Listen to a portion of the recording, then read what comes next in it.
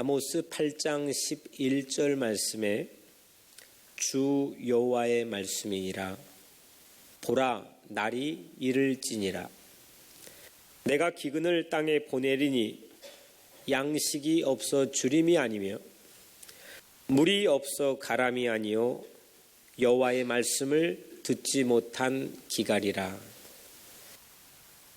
이 아모스라고 하는 예언자가 살았던 시대는 북이스라엘이 아시리아라고 하는 제국에 멸망당하기 직전에 나라가 혼란스럽고 어지러웠던 시대에 활동했던 예언자입니다.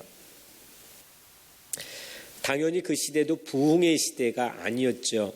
사람들이 무엇가 옳고 그른지를 분별하기가 어려웠던 시대, 저마다 자기가 기준이 되어 살아갔던 시대입니다.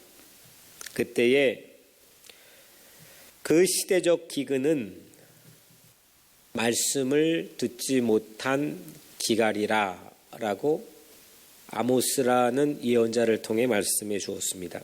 결국은 하나님의 말씀을 듣지 못했기 때문에 당하게 되는 어려움, 이 영적인 기근에서 우리 모두는 깨어 근신하고 하나님의 말씀을 듣고 그 말씀이 우리 삶에 부딪혀 온전한 사람으로 다시금 회복되는 것이 오늘 우리에게 향하신 하나님의 뜻인 줄로 믿습니다.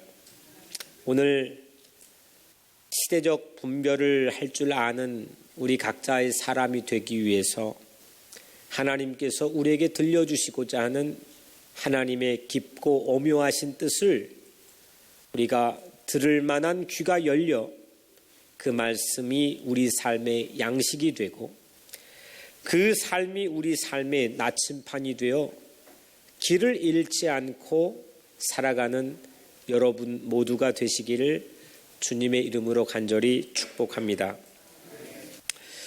이때에 이제 얼마 안 있으면 우리에게 사순절이 다가오는데 하나님께서 또 우리 교회 공동체에 성경을 쓸 수 있는 필사의 기회를 허락해 주셨습니다. 전 교인 사순절 성경 필사에서 일명 우리가 사성필이라고 부르는데 전 교인이 창세기부터 요한계시록까지 100등분을 한 성경을 각자 맡은 영역으로 성경을 필사하는 캠페인입니다. 시대 위기마다 신앙의 선배들은 성경을 필사했던 그런 역사를 우리는 알고 있습니다. 성경을 필사하며 인생을 살고 가정이 회복되고 교회와 국가 위기를 극복했던 시대가 있습니다. 시편 119편 105절 말씀에 주의 말씀은 내 발의 등이요 내 길의 빛이니이다.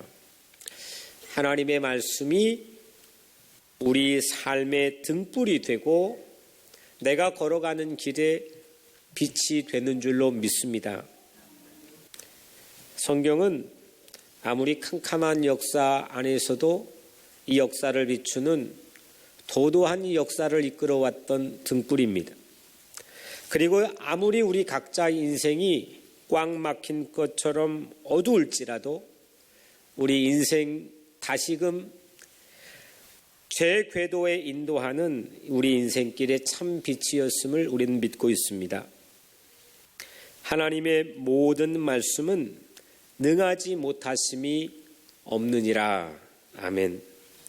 오늘 하나님께서 주시는 귀한 이 축복의 말씀을 통해서 능치 못할 일이 없음을 우리 다시 한번 믿음으로 고백하며 여러분들이 하나님의 자녀로 이 땅에 승리하게 되기를 주님의 이름으로 간절히 축복합니다. 먼저 첫 번째로 성경은 하나님의 감동으로 쓰여진 책입니다. 제가 언젠가 말씀드렸지만 한국 역사에서 최고의 서예가였던 추사 김정희가 이런 말을 남깁니다. 가슴속에 만 권의 책이 들어있어야 그것이 흘러넘쳐서 그림과 글씨가 되었다. 그냥 자기의 테크닉으로 글씨를 쓰고 그림을 썼던 것이 아니고 그 그림과 글씨에는 자기가 만 권의 책이 흘러넘칠 정도로 자기의 생각과 깊은 묵상과 자기 안에 쌓여져 있던 사상이 흘러넘칠 때에 그 그림과 글씨가 되었다라고 하는 고백입니다. 이 말을 제가 바꾸어서 제 마음에 담아두었다고 말씀드렸습니다. 가슴속에 만 권의 책이 흘러넘쳐야 그것이 흘러넘쳐 설교가 된다. 그 책 읽을 때가 행복하다고 말씀드렸습니다. 가슴속에 그런데 단 한 권의 책만 들어있어도 그것이 흘러넘쳐 귀하고 축복된 인생이 되는데 바로 그 책이 성경인 것을 여러분들 신뢰하고 믿으시길 바랍니다. 참 하나님의 말씀은 신비롭습니다. 원본이 하나도 남아있지 않는 책을 세상 사람들은 이 필사본만 남아있는 이 책을 수도 없는 사람들이 읽고 그 성경을 통해 새로운 도전받게 되고 새로운 삶의 길에 들어서게 됩니다. 성경의 저자이신 하나님 한 분의 뜻만 내 가슴 속에 흘러넘칠지라도 인생이든 그림이든 글씨든 여러분들이 하는 모든 일 위에 최고의 명품이 나오게 된다는 겁니다.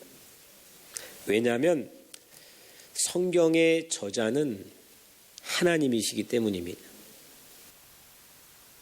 하나님이 성경을 썼다는 것입니다. 십계명의 돌판을 기록하신 한 번을 제외하고 하나님은 직접 기록을 사실 남겨두지 않으셨습니다. 늘 음성으로, 보이스로 말씀해 주셨습니다. 예수님조차도 한 글자도 세상에 쓰지 않았습니다. 예루살렘의 땅바닥에 손가락으로 가늠하다 현장에 잡혀온 여인 앞에 썼던 그 글씨를 제외하고는 예수님도 글씨를 썼다는 기록이 성경에 하나도 남아있지 않습니다. 예수님은 어떤 출판사와 계약을 맺지도 않았고 저자 사인회를 하지도 않았으며 잉크병에 펜 한 번 담그지 않으셨다고 우리는 알고 있습니다. 그런데 그분이 했던 말씀은 기록이 되었고 그분이 했던 말씀은 여전히 오늘까지 출판이 되고 있으며 그분이 했던 말씀만큼 그 누구의 세상의 말도 다양한 사본과 인쇄본으로 기록되지 않았다는 겁니다. 참 신비로운 겁니다.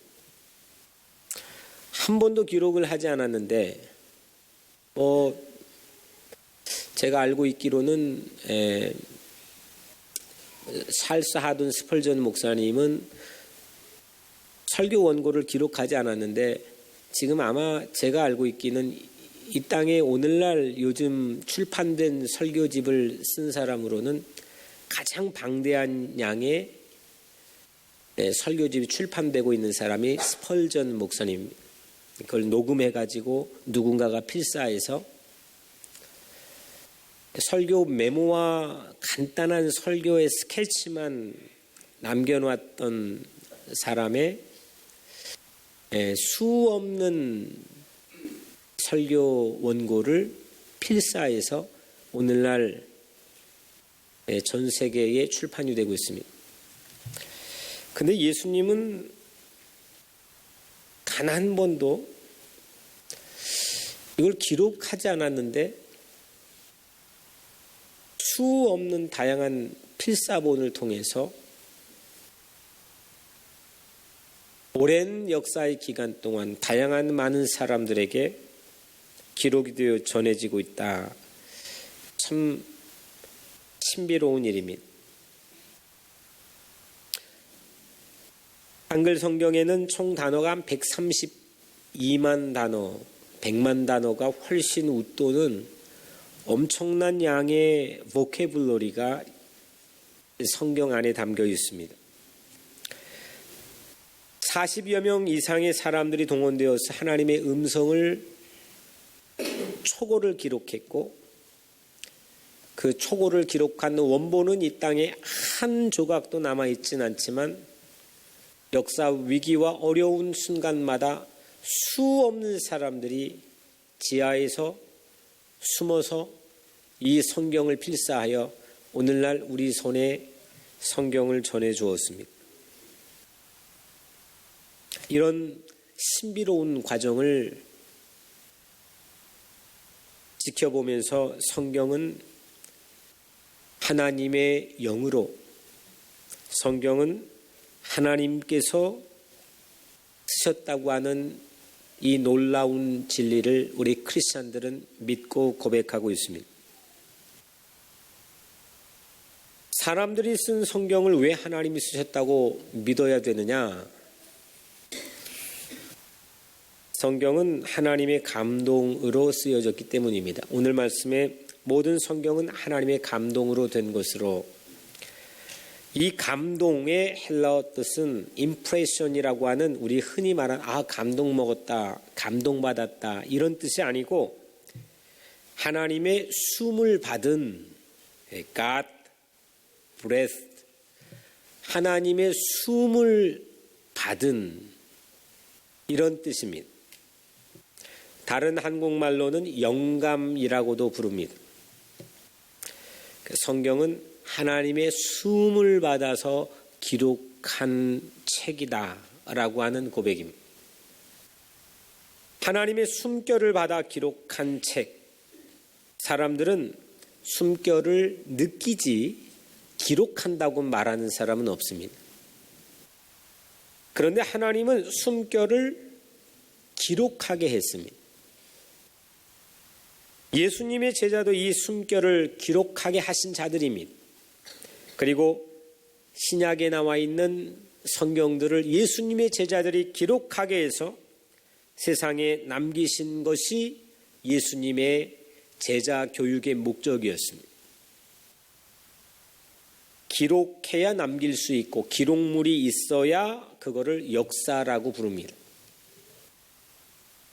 하나님은 하나님의 자녀들, 하나님의 백성들과 함께 하신 모든 이 땅의 스토리들을 기록하게 해 두셨습니다. 하나님의 숨결로 기록된 이 성경, 하나님의 호흡, 하나님의 숨결이 들어가 있는 이 성경을 통해서 얼마나 많은 백성들이 구원을 받았습니까?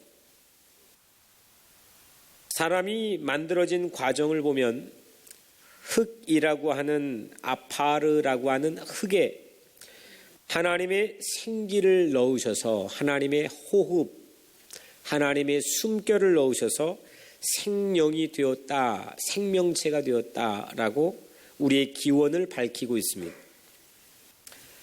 마찬가지로 언어에 하나님의 숨결이 들어가서 성경이 되었다라고 하는 것을 성경 오늘 본문은 우리에게 말씀하고 있습니다.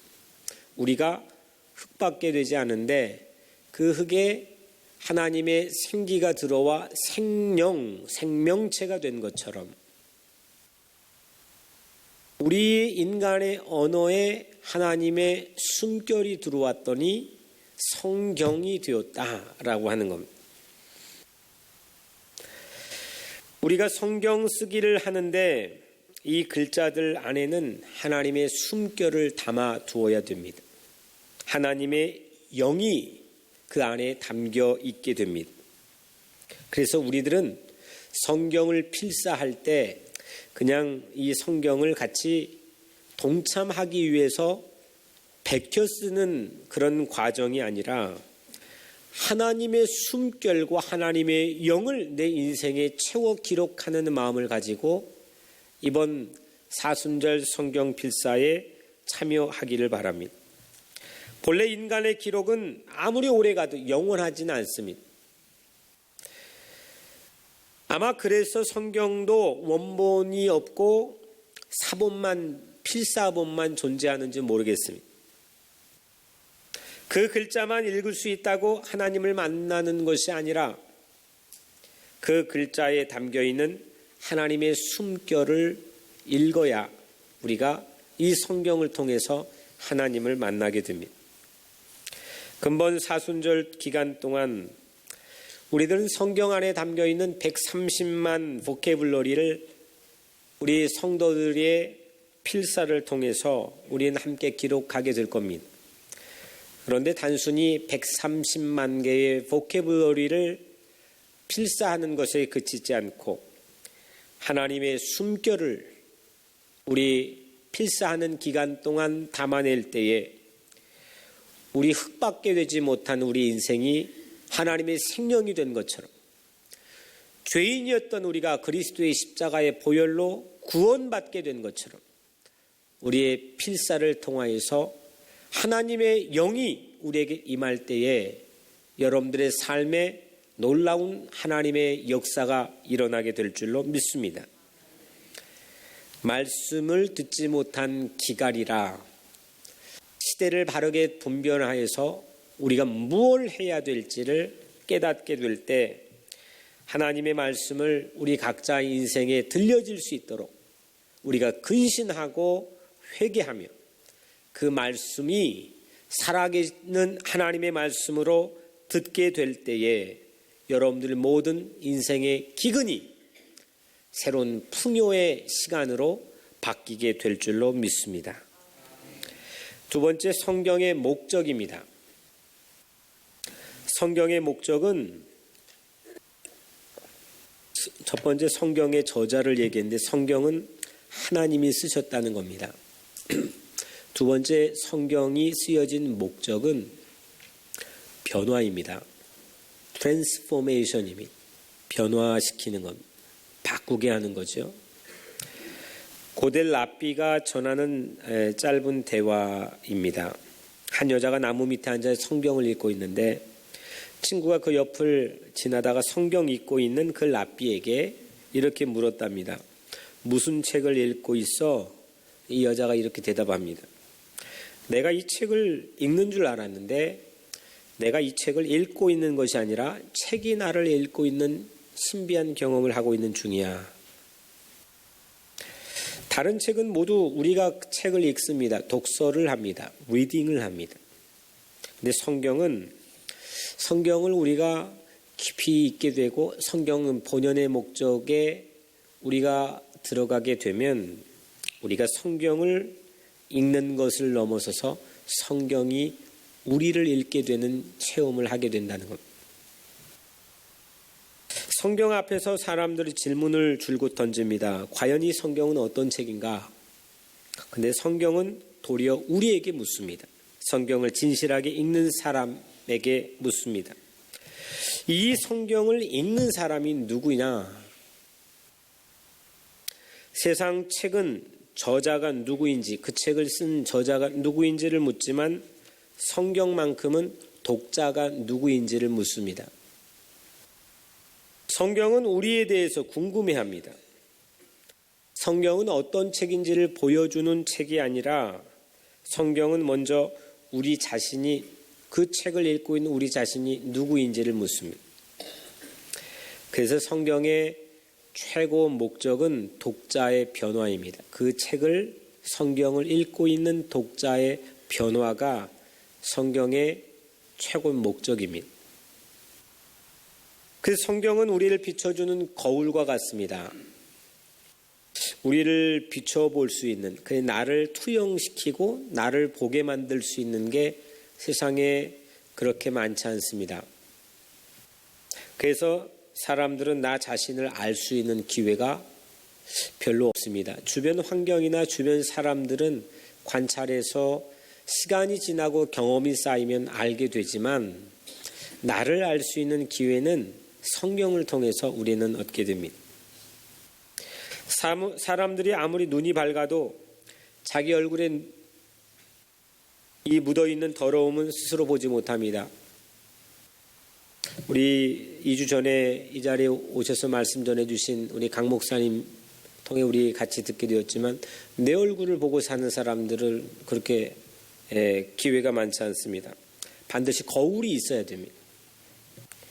우리는 거울을 보고 내가 더러운 게 묻어 있으면 씻어야 되겠구나라고 하는 동기부여를 얻게 됩니다. 그래서 비누가 있는 곳으로 달려가야 되겠다고 하는 마음을 얻습니다.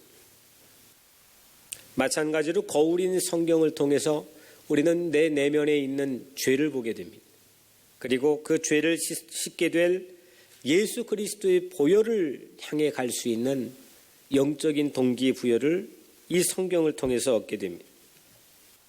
성경은 능히 너로 하여금 그리스도 예수 안에 있는 믿음으로 말미암아 구원에 이르는 지혜가 있게 하느니라. 성경은 구원받을 수 있는 지혜가 있게 합니다. 그래서 우리를 구원해 주시는 예수 그리스도의 보혈을 만나게 되는 그런 축복된 기회를 성경을 통해서 우리는 얻게 됩니다. 성경에는 처음부터 끝까지 하나님께서 우리를 구원해 주시는 귀한 진리가 담겨 있습니다.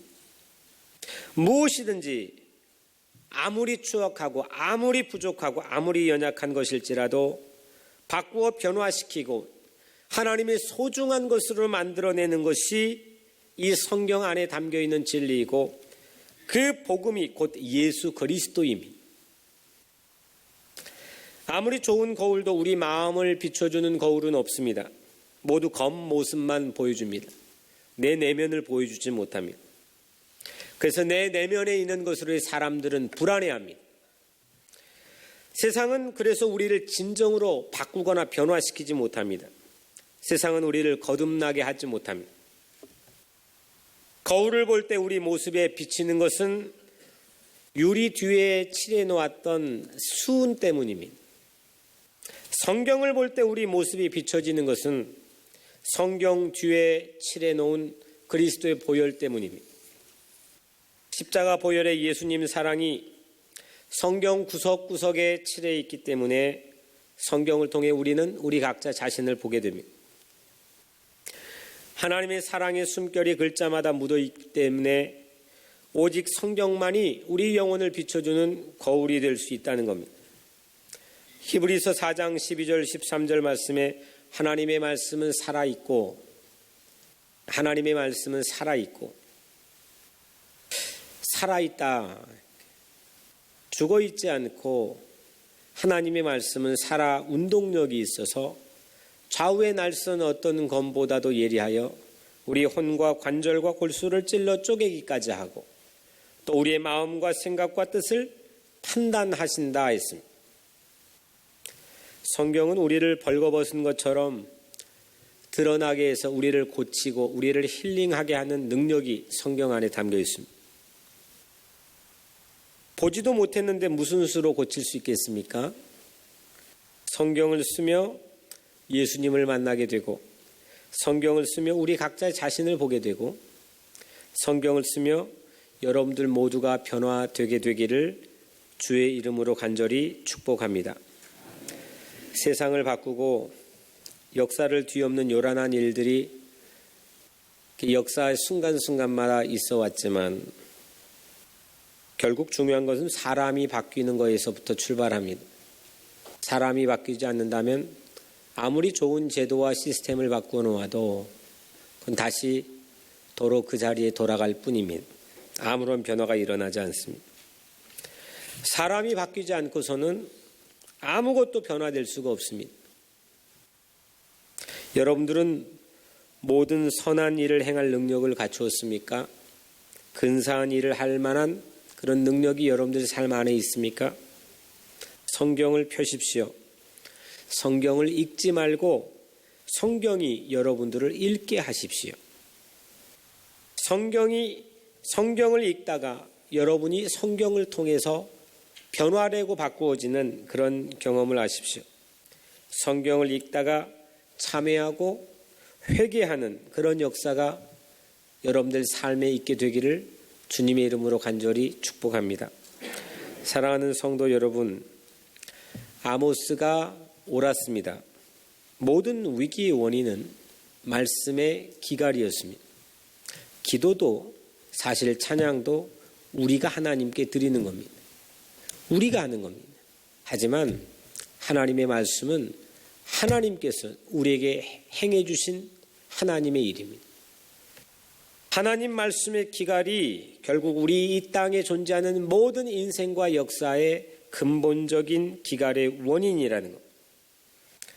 이번에 성경 말씀을 우리 손으로 쓰는 이 귀한 일은 하나님의 숨결을 우리 손으로 기록하는 놀라운 일이 될 것이고, 성경을 펼 때마다 하나님의 숨결이 우리 영혼의 코에 생기를 불어넣어 우리를 새롭게 회복의 자리로 이끄실 줄로 믿습니다.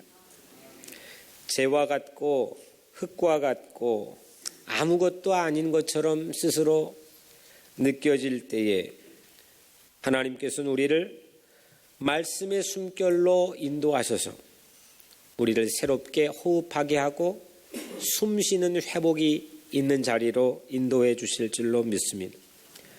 말씀이 우리를 읽어줄 것이고 말씀이 우리를 변화시켜 주실 것입니다. 근본 사순절에 하나님의 말씀으로 새로운 삶으로 회복되는 여러분들 모두가 되게 하나님께서 축복해 주실 줄로 믿습니다.